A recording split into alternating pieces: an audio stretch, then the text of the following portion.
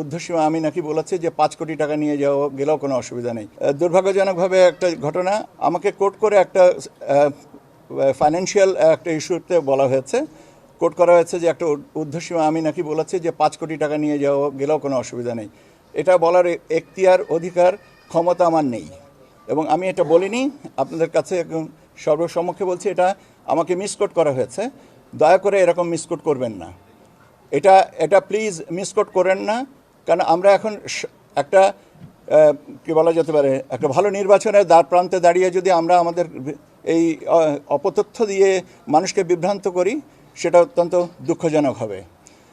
আমাকে জানতে যেটা চাওয়া হয়েছিল সেটা হচ্ছে যে একটা বোধহয় কোনো একটা অর্থের ব্যাপারে আমি বলেছি দেখেন যারা এটা ইন্টারসেপ্ট করেছে তারা এই ব্যাপারে source amount and purpose of the fund এটার উপরে তারা সিদ্ধান্ত নেবেন।